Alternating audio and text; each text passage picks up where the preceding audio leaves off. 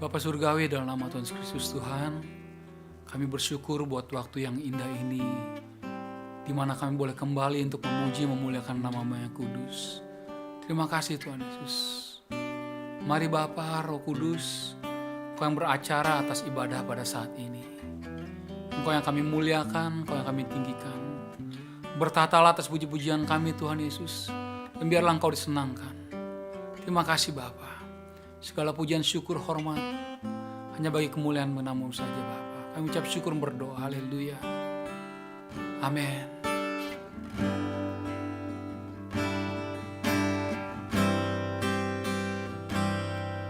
Tuhan, Kau sempurna dalam rencana-Mu dan karya-Mu.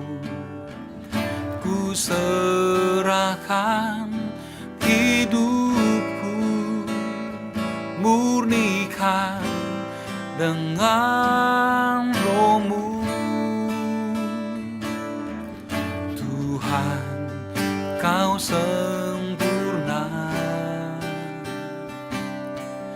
dalam rencana-Mu dan karya-Mu.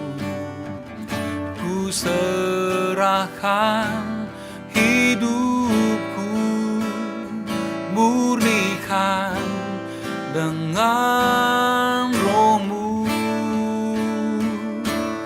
Hidupku menggenapi firman-Mu, tanda mujizat sertai tiap langkahku. Kau bersamaku, di dalamku, jadi bukti kebesaran-Mu.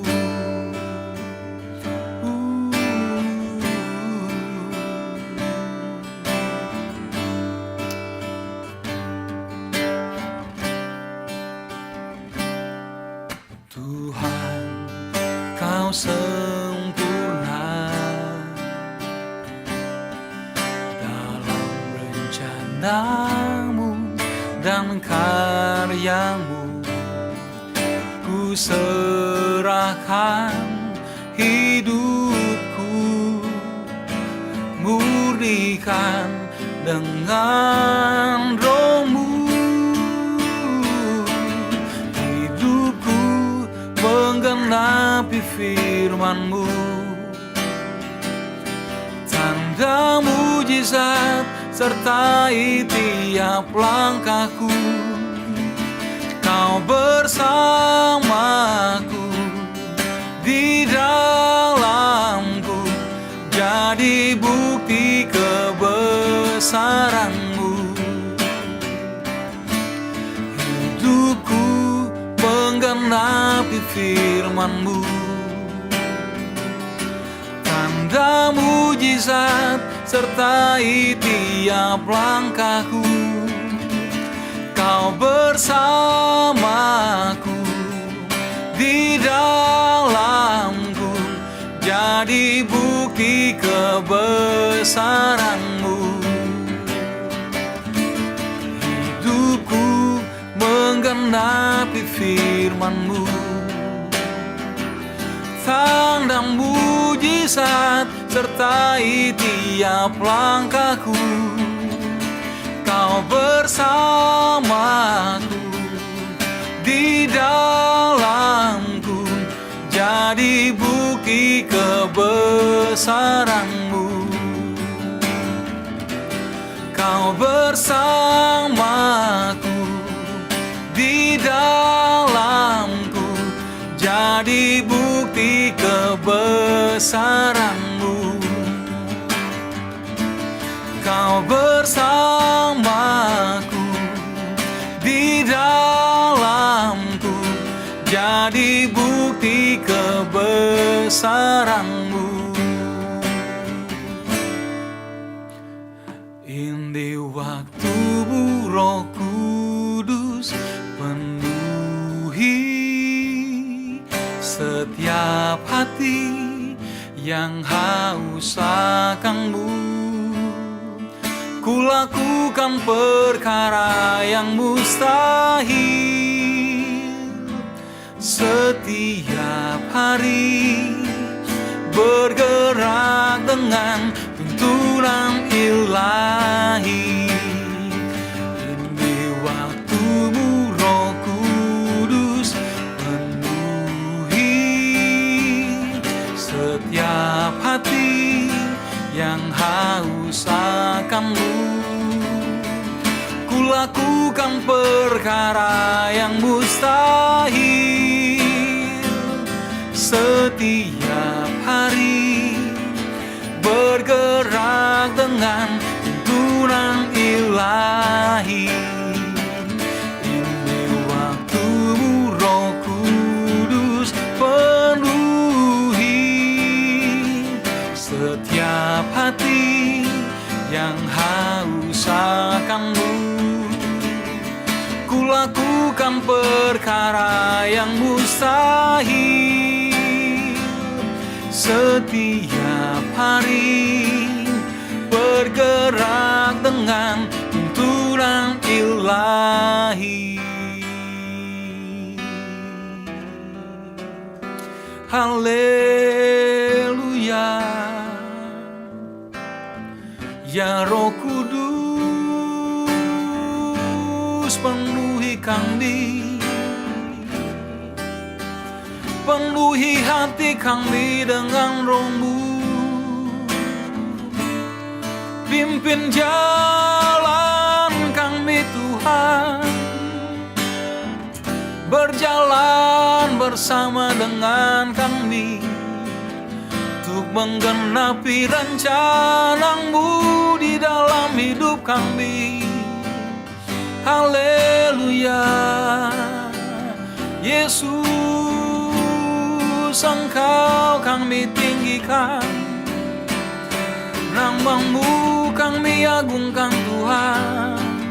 Engkau Allah dan Raja kami, Engkau penyelamat hidup kami. Kami naikkan syukur kepada-Mu, Allah yang hidup, Allah kami yang luar biasa. Terima kasih Tuhan, terima kasih ya Bapa. Tiada yang seperti Engkau Tuhan, nama-Mu mulia. Haleluya. Terima kasih Yesus, terima kasih Roh Kudus, terima kasih Tuhan. Ku bersyukur padamu Tuhan, sebab kasih setia-Mu di dalam hidupku. Anugerah-Mu besar bagiku, di setiap langkahku ku memuji-Mu. Ku bersyukur padamu Tuhan, sebab kasih setia-Mu di dalam hidupku. Anugerah-Mu besar bagiku, di setiap langkahku ku memuji-Mu. Ku bersyukur padamu Tuhan, sebab kasih setia-Mu di dalam hidupku. Anugerah-Mu besar bagiku, di setiap langkahku ku memuji-Mu. Ku memuji-Mu. Ku memuji-Mu.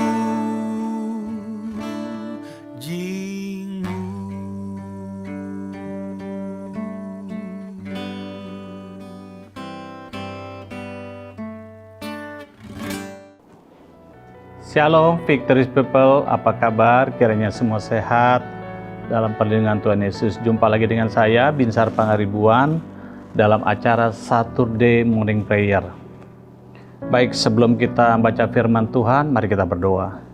Terima kasih Tuhan Yesus yang baik untuk pagi hari yang luar biasa ini Tuhan Yesus. Kalau kami masih diberikan kesehatan dan kehidupan semua karena kasih anugerah Tuhan Yesus. Sebentar kami ingin berfirman Tuhan, biar Roh Kudus menuntun kami, mengerti apa yang kami baca, kami dengarkan, kami renungkan, kami lakukan dalam nama Tuhan Yesus. Terima kasih Bapak, kami siap berfirman Tuhan Yesus. Kita yang percaya katakan amin. Baik, kita langsung saja. Tema kita pada hari ini adalah batu atau roti. Bacaan firman Tuhan Matius 7 ayat 7 sampai dengan 9. Saya bacakan bagi kita semua. Mintalah maka akan diberikan kepadamu, carilah maka kamu akan mendapat, ketuklah maka pintu akan dibukakan bagimu. Karena setiap orang meminta, menerima, dan setiap orang mencari, mendapat. Dan setiap orang yang mengetuk, baginya pintu dibukakan. Ayat 9, adakah seorang daripadamu yang beri batu kepada anaknya jika ia meminta roti? Ayat ini adalah ayat favorit yang dipakai sebagai dasar bagi orang-orang Kristen, orang-orang percaya untuk berdoa kepada Tuhan Yesus untuk meminta berkat atau roti. Ya, itu berkat kehidupan ya. Karena bahasanya itu sederhana ya. Minta mendapat ya, minta diberikan, cari mendapat ya, ketuk pintu dibukakan ya. Apalagi ditegaskan pada ayat ke-9. Adakah seseorang di antara kamu yang beri batu kepada anaknya minta roti? Jawabnya tentu saja tidak ada ya. Tidak ada bapak atau orang tua yang memberikan batu kepada anaknya minta roti. Nah, sebagai orang percaya kita harus mengakui bahwa Tuhan Yesus akan menjawab doa-doa kita dan memberikan kita berkat berkelimpahan ya. Atau dengan kata lain, Tuhan Yesus memberikan kita roti ya. Namun, tanda kutip dalam kedaulatan dan kebijaksanaannya, kadang Tuhan Yesus mengizinkan kita untuk mendapatkan batu. Ya, saya ulangi lagi. Kadang dalam kebijaksanaan kedaulatannya, Tuhan Yesus mengizinkan kita untuk mendapatkan batu atau ujian kehidupan. Nah, Bapak Ibu Saudara kasih, kalau kita melihat ayat yang lain yang terambil dalam 2 Korintus 12 ayat 8 dan 9, kita kenal seorang rasul yang bernama Paulus, seorang yang sangat beriman kepada Kristus Yesus ya. Kita tahu Rasul Paulus memiliki satu duri dalam daging ya, yang dalam 2 Korintus 12 dia berdoa sebanyak 3 kali. Ya, dia katakan, saya bacakan begitu semua. 12 ayat 8, aku, kata Paulus, sudah 3 kali berseru kepada Tuhan supaya utusan iblis ini mundur daripadaku. Tetapi jawab Tuhan kepada Paulus, cukuplah kasih karuniaku bagimu, sebab justru dalam kelemahanlah kuasa Tuhan menjadi sempurna. Ya, nah Bapak Ibu Saudara kasih, Paulus sudah berdoa 3 kali supaya duri dalam daging atau utusan iblis itu, yang menurut para penafsir itu adalah penyakit mata, ya, di mana Paulus mengalami kesukaran dalam membaca atau melihat, ya. Karena kita lihat dalam ayat-ayat yang lainnya, di mana Paulus sering meminta orang-orang untuk menuliskan surat dan dia hanya menandatangani, ya. Bahkan Paulus pernah dalam ayat lainnya dikatakan, saya menulis surat dengan huruf yang besar-besar, ya. Artinya di situ dia merasa bahwa dia tidak mampu baca huruf yang kecil. Bahkan dalam Galatia 4 ayat 15 dia berkata, jika mungkin kamu menjungkil mata kamu dan berikannya kepadaku. Nah, dari ayat-ayat ini ditafsirkan bahwa Paulus memiliki penyakit, yaitu penyakit mata. Nah, Bapak Ibu Saudara kasih, kenapa Tuhan tidak menjawab doa yang dinaikkan seorang rasul yang bernama Paulus, ya? Karena ayat 17 adalah merupakan jawaban. Dia katakan dalam ayat 17, 2 Korintus 12 ayat 17, supaya, kata Paulus, supaya aku jangan meninggikan diri karena pernyataan-pernyataan yang luar biasa ini. Jadi Bapak Ibu Saudara kasih, khotbah-khotbah, tulisan-tulisan Paulus itu luar biasa, ya. Sehingga Paulus menjadi salah satu rasul yang paling populer. Bahkan kalau Paulus itu jalan, bayangannya bisa menyembuhkan orang sakit, ya. Nah, Bapak Ibu Saudara kasih dalam Tuhan Kristus, kita tahu bahwa sebagai manusia biasa, Paulus dengan kepintaran dan kecerdasan, dia memiliki kecenderungan untuk menjadi sombong. Ya biasa, orang kalau sudah pintar, kaya, sukses, ada kecenderungan untuk jadi sombong. Oleh karena itu, ketika dia berdoa kepada Tuhan untuk penyakitnya dulu dalam dagingnya, utusan iblis itu minta disembuhkan, Tuhan tidak memberikan. Ya, karena Tuhan sedang mendidik Rasul Paulus. Ya, karena kalau dia diberikan kesembuhan, maka sifat sombongnya muncul, tinggi hatinya muncul. Sementara dosa kesombongan adalah dosa yang paling dibenci oleh Tuhan. Itu dosa favoritnya Lucifer atau iblis, ya. Karena iblis tidak pernah meminta ampun, meminta maaf kepada Tuhan, ya. Begitupun dengan rekan iblis yang bernama Adam dan Hawa. Ketika Adam dan Hawa jatuh ke dalam dosa di Taman Eden, tidak ada permintaan ampun atau maaf dari Adam dan Hawa kepada Tuhan. Nah, jadi dosa kesombongan inilah satu menjadi dosa favorit dalam kehidupan orang-orang tidak mengenal Kristus, ya. Oleh karena itu, ketika Paulus memiliki penyakit itu, Paulus bergantung kepada orang, ya.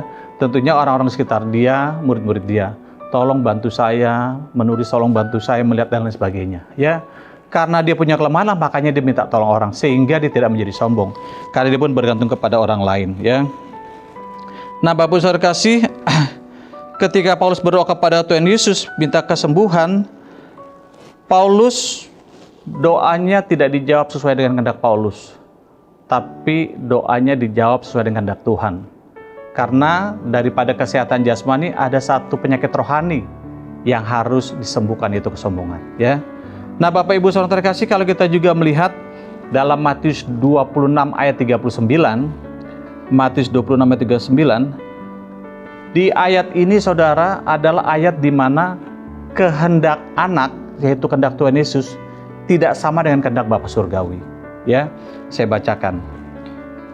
Kata Yesus, "Ya Bapakku, jikalau sekiranya mungkin, biarlah cawan ini lalu daripadaku, tapi janganlah seperti yang ku kehendaki, melainkan seperti yang engkau kehendaki."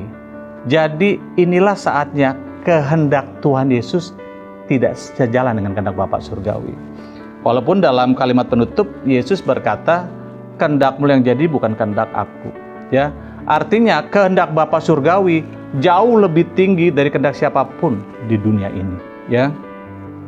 Namun kehendak Bapa Surgawi berujung dengan kebaikan. Akhirnya Yesus menimbun cawan murka Allah, dosa muncul ditanggung, mati dan dikuburkan, disalib, mati dan dikuburkan, akhirnya menjadi keselamatan bagi umat manusia.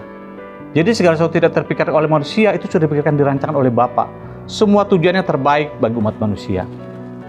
Nah, kalau kita lihat yang lebih luas lagi kepada tadi kan kepada personal Paulus, kepada personal Tuhan Yesus, yang lebih luas lagi kepada banyak orang. Kita ngelihat bangsa Israel. Ingat, bangsa Israel itu ketika menjadi budak di tanah Mesir, itu dijanjikan Tuhan untuk bisa masuk ke tanah Kanaan, tanah perjanjian yang limpah dengan susu madu. Tentunya bangsa Israel berharap dan berdoa agar mereka dilepaskan dari budak dan bisa menjadi anak-anak merdeka, ya. Nah, tapi ketika bangsa Israel keluar dari tanah Mesir, mereka harus masuk di padang gurun selama 40 tahun. Ya. Padahal janjinya adalah tanah perjanjian, tanah Kanaan limpah susu madu. Kenapa Bapak Ibu Saudara kasih? Karena bangsa Israel ini masih memegang sifat karakter di Mesir. Suka berkeluh kesah, sombong, amarah, tinggi hati, tidak percaya Tuhan. Di padang gurun 40 tahun, mereka harus diproses oleh Tuhan. Sehingga mereka menjadi rendah hati, sabar, tidak marah-marah, pernah dihukum juga sehingga mereka menjadi hanya taat kepada Tuhan. Ya, karena mereka 40 tahun terbukti tidak bercocok tanam, tidak beternak, mereka diberi kehidupan. Ya, nah setelah mereka diproses 40 tahun, barulah mereka memperoleh tanah perjanjian, tanah yang baik dengan limpah susu dan madu. Jadi sebelum orang menerima berkat yang baik, dia harus diproses karakternya menjadi karakter yang baik juga di hadapan Tuhan. Nah, jadi Bapak Ibu Saudara dalam Tuhan Yesus, sering kita berdoa untuk diberikan kesehatan, tetapi kadang Tuhan mengizinkan kita untuk sakit atau terbaring sakit, supaya Tuhan mengajar kita bahwa kita pun memiliki kelemahan dan keterbatasan di hadapan Tuhan. Sering kita berdoa agar bisa diberikan berkat kekayaan, agar kita bisa hidup bahagia katanya. Tetapi Tuhan hanya memberikan kita berkat yang berkecukupan atau sederhana, supaya kita tahu bahwa kita tidak menjadi sombong kalau kita menjadi kaya. Dan yang kedua, bahwa sumber kebahagiaan datang dari Tuhan, bukan dari kekayaan. Sering kita berdoa kalau kita lagi susah dan sakit untuk mengharapkan pertolongan dari keluarga, teman-teman, apalagi orang-orang yang kita anggap mampu. Namun sering kita tidak peroleh jawaban. Karena Tuhan mengajarkan kita bahwa pertolongan penghiburan hanya datang dari Tuhan Yesus yang tidak pernah mengecewakan kita. Nah, jadi Bapak yang saudara kasih, kita berdoa untuk apapun yang kita inginkan, tapi Tuhan hanya memberikan apa yang kita butuhkan. Ya, meskipun permintaan doa kita tidak dikabulkan sesuai kehendak kita, tapi permintaan doa kita dikabulkan sesuai kehendak Tuhan Yesus. Ya, untuk itu kita harus mengucap syukur karena kita adalah orang yang paling diberkati. Karena Tuhan selalu memberi yang terbaik bagi kita menurut kehendak dan kedaulatannya. Selamat menjalani hari yang penuh luar biasa ini. Tuhan Yesus berkati. Amin. Mari kita berdoa. Terima kasih Bapa Surgawi, terima kasih Tuhan di surga kudus. Kami tahu Tuhan, Engkau Allah yang maha baik, maha kasih, maha sempurna. Tuhan, kami telah melewati suka dan duka, terang dan gelap, tawa dan tangis bersama Tuhan. Kami mengucap syukur terima kasih. Apapun yang terjadi dalam kehidupan kami, semuanya baik, sungguh baik, sangat baik Tuhan. Kami juga berdoa Tuhan sebagai jemaat-jemaat Tuhan yang mungkin terbaring sakit, yang mungkin korban PHK, sedang mengalami kesulitan dalam rumah tangga, pekerjaan, usaha, pelayanan. Tuhan, sumber kehidupan, sumber pembelaan, dan sumber kekuatan. Biarlah Tuhan berkati mereka, Tuhan Yesus. Kelak pada akhirnya mereka juga dapat bersuka cita bersama Tuhan dalam kehidupan mereka di dunia, bahkan juga di surga. Terima kasih Tuhan Yesus. Inilah doa permohonan kami yang kami terikan dalam nama Tuhan Yesus. Kita percaya katakan, amin.